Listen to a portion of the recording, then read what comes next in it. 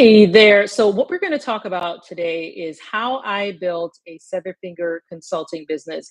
I first want to apologize for those of you who were here ready to join me at 7 o'clock. I actually just finished another workshop. And so, just wanted to make sure that you all were here to learn from me about, again, how I built a seven figure consulting business. Now, the first thing I want to note is that when you decide that you want to start a consulting business, I want you to already go in knowing that you need to differentiate yourself from everyone else. I was just on another workshop and I was talking about making sure that you are not one of many people or one of many businesses in a sea of sameness, right? So I always use the example of an HR consultant. I'm going to use another example. I just actually was in a workshop with a person who wants to launch.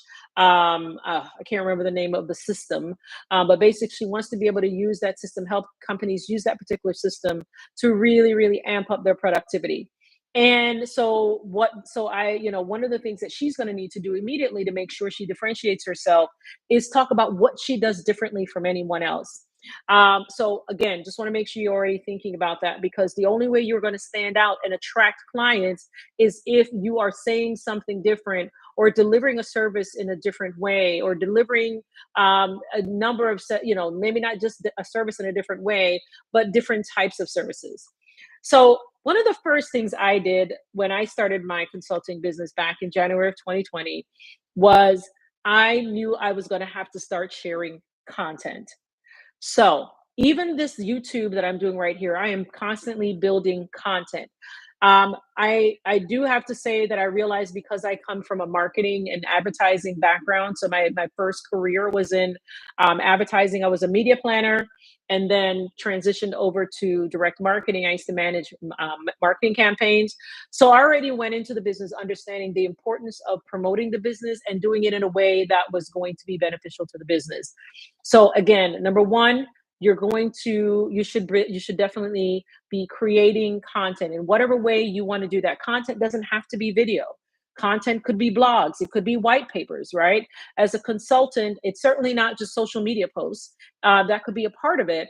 But if you go right now to the grantsworks.com website, you'll see I have a blog. What does that blog do? That blog, number one, is a way to attract attention to the website because we have some SEO, that's called search engine optimization, tools factored in there. So it's one of the ways we attract attention to the website. Once they come to the website, and I say, hey, I'm a federal grant management specialist or I'm a federal grant specialist, people already know coming to a website like that you need to know your stuff. You can't half step, you can't be making stuff up, you can't pretend to know about federal grants, right? Just like you can't pretend to know about a number of industries. So the blog helps to set on the knowledge and the skills that we have to offer. If I'm writing about these grants and some of these laws that authorize these grants, and I'm talking about all of these, things that are complex to some people, that is already setting me up as, an expert, as a subject matter expert. So, what are you going to do to set yourself apart by making sure people understand you are a subject matter expert in your field? And so, how do you do that? You develop content. Again, it doesn't have to be video content, even though short, small videos are really, really great because people are more interested in consuming short form video, right? It could be, as I said, blogs, it could be white papers, it could be newsletter that you publish and put on your website, whatever you want to do, but set yourself apart by creating content. As a consultant, being a thought leader it is compulsory. It's something that's necessary. The other thing you want to do is you want to start building assets. Okay. So what do I mean by building assets? That means that as you are developing things in your business, maybe you're developing slide decks for your clients because not as a service, but to help them understand a concept. Maybe you're developing things for your clients. And as you're developing them, you're thinking, wow, this slide deck that I created for the client to help them understand this concept can probably be used in other ways, right? Maybe it can be something that I turn into, I'm going to use the word ebook, but I don't mean like a regular flimsy ebook, but maybe it's something I can turn into, just something that could be the beginning of you developing an asset. I have asset. Our company has assets. We're in the middle of protecting those assets. Already did, but doing even more to protect those assets. And when you do get your ass, once you build your assets, you definitely want to make sure you're protecting them. Now, let's go back to building assets. As you're building things, building solutions, building documents, building even training videos for your clients, some of those you want to make sure, first of all, that your consulting engagement, the agreement that you have, make sure you revisit your agreement just in case um, what you create for your client isn't necessarily something that you can only use for that client. So if the client created the consulting agreement, I would definitely revisit what those terms are around the intellectual property that you're sharing with them, and whether or not you can actually use it in other instances. All right, so that's very important. But build assets, because you can use those assets in other ways to attract business to your firm. Okay. The other thing, as I mentioned before, is thought leadership. Again, I've already done a whole video, and I actually, I believe in that video stated some facts or some of the details around how to build thought leadership. But in order to differentiate yourself from all the other consultants that are in your space, you may decide, and you actually probably believe something different, right? So maybe you are, I'm going to use my company as an example. It's always best that I just use my company. I am a grant consultant. I am not a grant writer, even though our firm does offer grant writing services. We offer, and not only do we offer those services, we offer federal grant management training. Number one, I consider the training that we prepare, that we create, to be what I call recipient centered, right? So that sounds a fancy word of saying that we make sure the training that we create is more for the grantees and not for the grantor. Not only that, I talk a lot about making sure that if you are going to be handing out 10, 15, $20 million grants to a grantee who has never had a grant before, then they should have to take training. It should be mandatory that they take training. I want you to think about this. Your government, our government, we want to just make sure that those funds are going to organizations that can manage the grant compliantly. If you hand out $10 million to an organization that does not have this background and this expertise, then it's likely to end up in problems where the organization ends up having to give it back the money. There's all kinds of things that can go wrong. So I mentioned all of that to say that in as many places I can, talk about the importance of making sure that grantees get training. No one else is out there talking about that, right? And if they are, somehow I'm missing them. But that's how I'm differentiating myself as the leader of the company, and how I differentiate our training from others, by noting from the very beginning that it is recipient centered. It's for the people, the grantees, so they can understand how to manage all this money. So maybe there is, think about something in your space. Is you're a consultant, what is it that you're doing, and a thought or an opinion that you have, right, that goes against the grain? It's not so controversial that it's going to put people off, but it makes people pause and think, right? And the idea is, whatever that position is that you've established, I would definitely use that as the basis for some of the content that you share, and go back to it every now and then to continue to reiterate, why you believe what you believe. And again, put it in different places so people understand why, you know, understand that, why, what makes you different from everybody else. Now, I do want you all, for those of you who are here, this is not just about me talking. Please drop any questions that you have. If you have any questions so far about the content, what I said about, making sure that you're developing content, you have questions about developing assets, questions about thought leadership, please definitely drop that in the chat, and I will answer any questions about any of that, or any other questions you may have about running a consulting business. Now, another thing that I've talked about, but I'm going to talk about it again. This is important. I haven't created any specific content about this. I know I've actually written about it, probably on the Ready, Set, Go Consult blog. As you can see, there is a blog on the Ready, Set, Go Consult page, just like there's a blog on the Grants Works page, right? So um, it's collaboration. I think I may have shared a video or two about this on Instagram about how, when I started my business, I collaborated with other grant consultants, people that had way more experience than I did, but they worked in different spaces. One was a grant writer, one was an evaluator, one was she worked with a lot of government grants. She actually was a government employee and was the one that oversaw the grantees, right? So that's three different perspectives. And then me as the person who specialized in government grants, right? In managing government grants, not being the employer, not being a grant, you know what I mean, not being a government employee. So the reason I mention that is we decided for 6 consecutive weeks during the P word, right? From like May to June of 2020, we come every single week. Let's say it was Tuesday at 12 o'clock. We would come together. We would work on the slide deck together. One person handled all the graphics.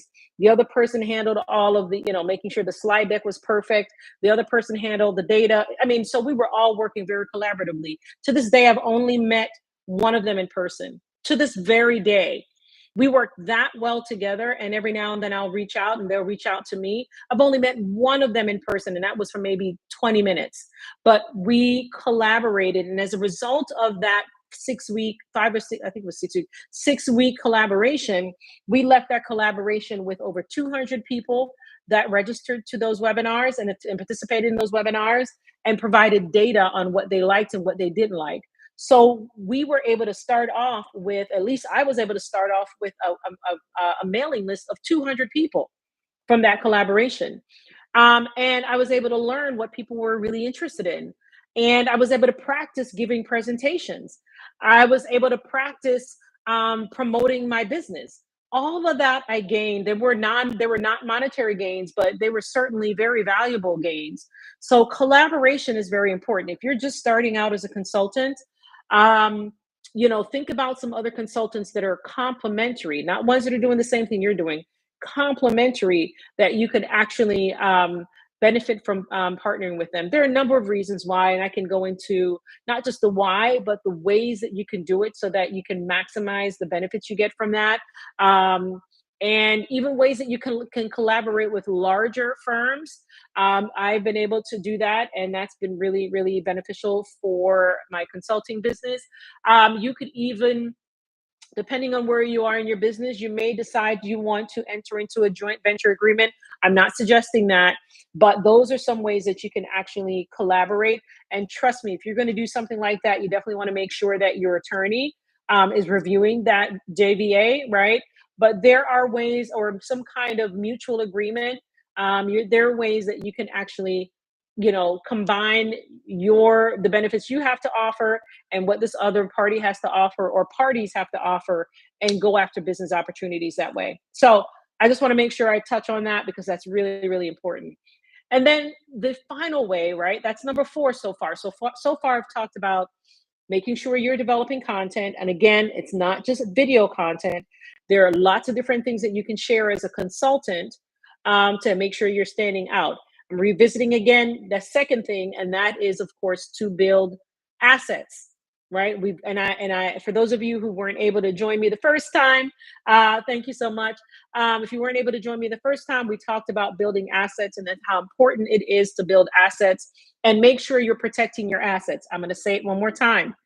If you were engaged by a client and you use the client's agreement instead of your own agreement, and there is a clause about intellectual property, I highly recommend you revisit that clause to make sure if you create something for that client, you can figure out a way to modify it and use it to your advantage or for your company's advantage for other clients or for other situations.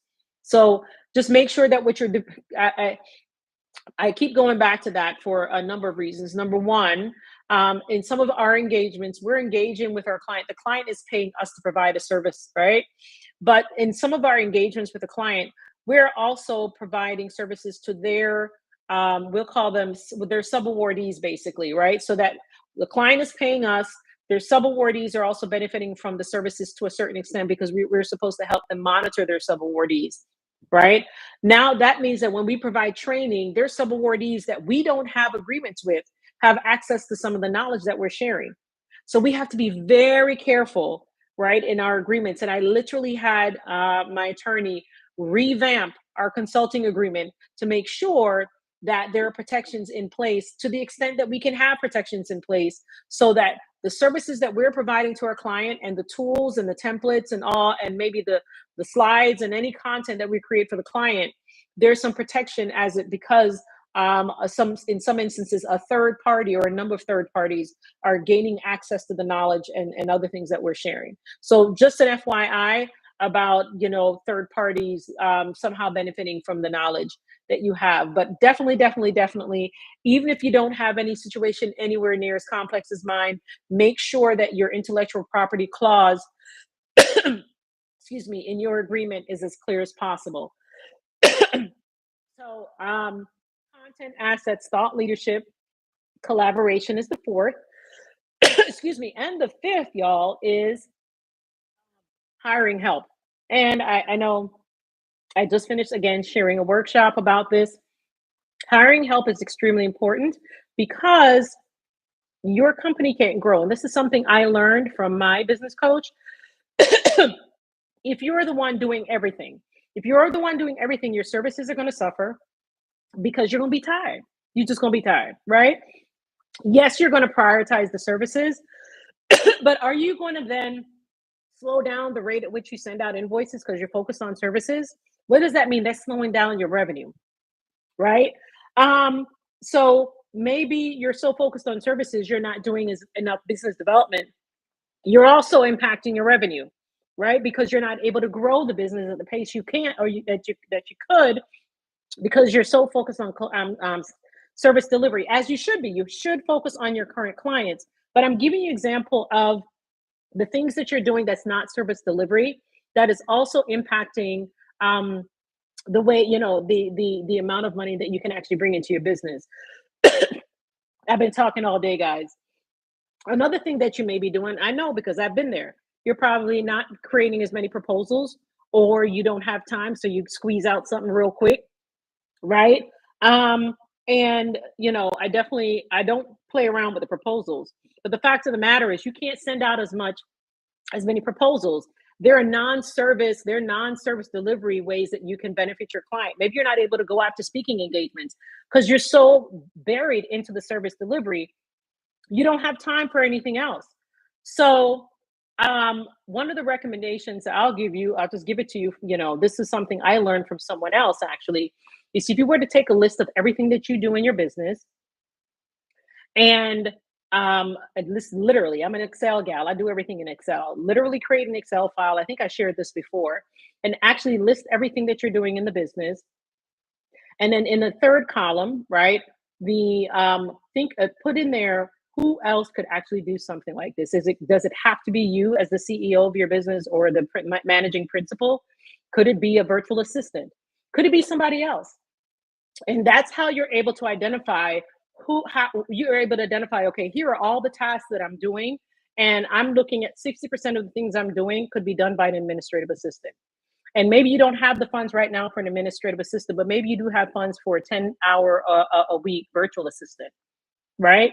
So whenever it's possible and you have consistent revenue coming in to be able to justify hiring someone and paying them, paying a virtual assistant for 40 hours a month, 10 hours a week, maybe 20 hours a week, 80 hours a month, then definitely want to hire help because it does impact how much money you can make. Because as I just gave you with those 3 or 4 examples, instead of focusing on bringing more money in, you're boggled down in service delivery, as you should be. Now, what if you were able to focus on service delivery, but you were able to get that virtual assistant to process your create and send out invoices for you, or to help you create your proposals, or to help you proof your proposals so before they go out the door, or to help you proof your consulting reports, right? So there is a lot of things that this person can do to help. It doesn't even have to be a virtual assistant. It could be an intern, right? Pay someone a small amount of money, get an intern to help you manage some of your responsibilities. So those are really the 5 things. It doesn't sound like a lot, but when you think about, let's say, the concentric circles from content building, content creation, and content sharing, right? That's promoting the business. So the more I create content, the more things I have to promote, right? So that means that I get to impact more, share more. That means I'm touching more people. More people are finding out about the business. So it is a five-part system, but each one of those systems has concentric circles that flow out from that. Asset building. As I'm building assets, I also have more information to share. I have more things to help establish my position as a subject matter expert. I have things that I can license, right? Are you seeing how each one of those five steps seem very simple, but each one has a number of concentric circles that flow out and have a lot of impact? Thought leadership, the same thing. With thought leadership, as a matter of fact, the content and the asset building helps me solidify myself as a thought leader, right? And then, of course, the collaboration. The more I collaborate with others, then the more rooms I'm in, right? The more people for me to meet and learn about my business. So I mentioned earlier the way that I actually collaborated with five other grant consultants. And one of the things that I think I should also make sure you're aware is, as a result of that collaboration, there were other business opportunities that came my way because they were able to refer me to so and so. So it helped me grow the business a little bit faster because they were able to work with me for 6 weeks for free. And they saw that I don't play when it comes to my delivery for my part of our responsibility. That means that they can trust me to put me in front of a client that they're considering, right? Or to say, hey, I can't provide this service, but this other woman, Patrice, and her business can provide that service. Another thing that is not even a part of the five-step plan, but I'm going to say it because this is important. We all talk a lot about the word mindset, and that can cover a lot of different things. We've talked about mindset in terms of abundance, or in terms of or in terms of confidence, in terms of the value you believe that you bring to a certain space or to a certain client, or whatever that may be. Another thing around mindset is really thinking about how being open and sharing, and in some instances can be beneficial. There are companies that come to my company, and I can hog it. I can try my best to do what they ask me to do, right? I'd be kind of limping along trying to figure it out. Or I can say, you know what? I can't provide that service, but this consultant who does something similar can. I do that. I don't do it all the time, but I definitely do it because I believe that letting that person go and putting them in the hands of another person who's much more positioned, a much better position, is going to open up doors for me, right? It doesn't mean just because I turn this person away doesn't mean that there aren't going to be other opportunities that come my way. So just want to make sure you're thinking about that. And that's another reason why I always talk about collaboration. Collaboration in business, and can be a win-win. You must, of course, when you're collaborating, protect your intellectual property. You must, of course, when you're collaborating, make sure that you carry your weight. You must, when you're collaborating, ask to get into some of these rooms. Getting into some of these rooms is what opens up the door and exposes your company to others, right? But I do want to make sure that we are also thinking in terms of mindset as it relates to giving, right? And the more you give, the more you'll receive in return. Not a lot of business people talk enough about this, but the more you give and you do it strategically, don't be silly about it. Don't be Pollyannish about it. Don't give just for the sake of giving. But if you're in strategic and kind and authentic and sincere in your giving, you're going to get more. Okay. So I'm going to see if anybody has any questions. Um, I'm hoping that last point hit you somewhere. I hope it hit you somewhere in this little part here, but it's true. If you try to hog everything, then you're going to end up, drowning yourself in hard work, because that means you're not going to want to pay anybody to help you, right? So you just end up working, working, working, working all the time, when you're basically hogging the 250,000, 300,000, $500,000 you may be bringing in, doing all this work by yourself, where you can take a small portion of it and hire someone. It benefits you more.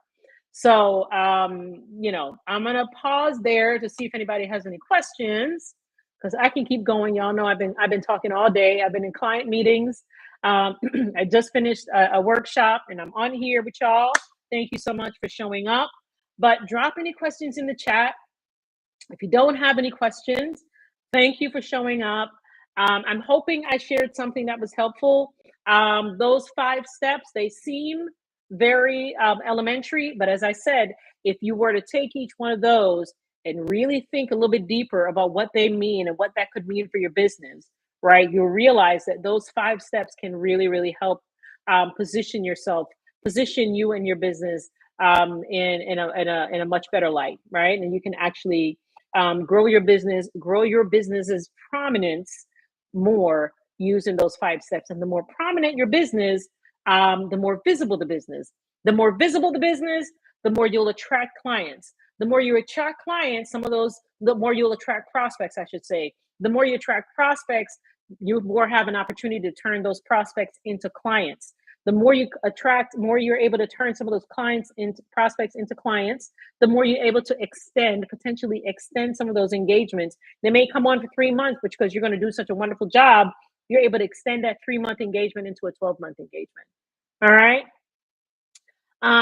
Yes. So do you recommend a VA in the USA international? Yo, Astro, clarify that for me. I want to make sure I understand that. Yeah. So if you are in the United States, or I think what you're saying is, do you recommend using an international VA? Confirm for me that that's what you mean. I don't want to make assumptions.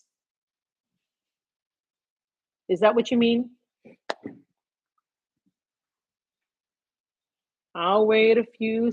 Okay, a VA in the U.S. or from say another country. Okay, I recommend a VA from the U.S. Here's why. There's certain things that can sometimes be lost in translation because of the difference in language. Now, it is completely possible to find a VA from another country who has a really good command of the English language.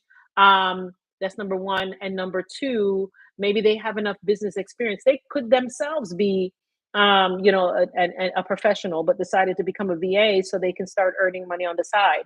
So I would first start with a VA in the US because there are just cultural and English language and even business norms in the US that may not be applicable in other parts of the world. But if you're able to at least be a little bit more, if you're able to be more as selective as possible with an international VA, I would do that and just see if you can find someone who has the grasp of the English language, the U.S. business culture, assuming your clients are in the U.S. And see if that works for you. But I wouldn't iron anyone out. But my preference would be someone that was U.S. based, only for those reasons. But there are a lot of brilliant people in all over the world that can do an excellent job. It's just those are some of the things to consider. Another thing to consider too is, unless you decide to go find a VA through like a VA hiring system, if you decide to hire an independent VA, you may want to consider exchange rates, things like that, that you just want to make sure you're very, very clear about. Here's why. If you go hire a VA and you have an independent agreement with this VA and it's not through some kind of VA recruitment, recruiter, you guys may agree that it's $80 a week, $80 US a week, but for whatever reason, because it's not clear in your agreement, there's some currency exchange things to consider. You just want to make sure that's as clear as possible. Even though 80 US is 80 US, it's not like it's fluctuating. We just want to make sure that you all are all on the same page. Okay, that's me probably overthinking it, but I do want to make sure that you're thinking about that. All right. Anything else? Did I answer that question for you? And what I'm going to do going forward. So I have my chat. Yes, I was using Brazil. Yes, I saw that. Thank you. I do have the chat going a little bit slower than I should. I'm going to go ahead and make sure that for the next one. So, guys, I'll be doing these lives every week. So please join. If you know of anybody else that's interested in becoming a consultant, let them know. I'm going to be doing this every week because that's the only way now to be able to get this information, is to do these long form videos to get the information out and make sure that you all are at least getting some preliminary information on what it takes to actually grow and grow your start and grow your consulting business.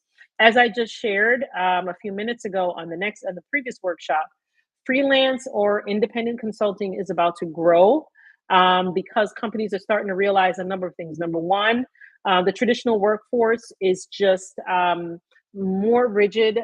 It's just a little bit more rigid, and they're not able to really what's the word I'm looking for? The traditional workforce, they're just looking at alternative ways of looking at the workforce. Number two, it has actually been reported that they are considering integrating freelance consultants into their workforce planning. Number three, many businesses are also realizing that instead of going to these really, really, really large consulting firms and getting a generalist, it's best to hire a freelance consultant who is going to be a specialist, right? You pay them, I'm sure that the fees are probably a little bit less. You can probably still command very high fees. You should be able to, especially since you're a specialist. But you're going to have more in depth knowledge, and you're also probably going to be more available to them and their teams. So just know that freelance consulting or independent consulting is growing, and you definitely want to make sure that your company, that you're positioned. Would an ebook be considered an asset? It could be considered an asset, yes. Now, if it's a free ebook that you use as a lead magnet, eh, yeah, I can't really comment on that. However, if you have, I know of a person who's an accountant from one of the top schools in the country, and he wrote an ebook that you can get on Amazon. It's like a 39-page ebook. That is definitely an asset. And so yes, an ebook can be an asset, but the type of ebook is what matters. Okay. If it's something that you're giving away willy nilly as a lead magnet, you created it, and I'm not an attorney. Maybe you want to speak with an attorney about that. You created it, you took the information, you formatted it, all the things, you're using it. So it's yours. But is it, you know, intellectual property in the way that one would understand it? I'm not the best one to answer that. Okay, great. Well, I thank you guys for hanging out with me tonight. I'm gonna go just, you know, I'm gonna go ahead. Of course, this video is gonna be available for you to rewatch it as if you want, or to share it. But again, thank you for joining me. Join me next Thursday, and we can talk more about ways that you can accelerate your consulting business. If you want to learn more about my business, go to grantsworks.com. If you want to learn about the academy that I created, it's at grantsworksacademy.com. And to learn more about Ready, Set, Go Consult, of course, go to readysetgoconsult.com. If you can go ahead and subscribe and hit the bell, that would be fantastic. But again, thank you for joining me, and I look forward to doing my live again next week. Bye. Thank you, Yo Astra. Appreciate it. Go rest your what? Yes, I need to go do that right now. Thank you. Good night, y'all. Take care.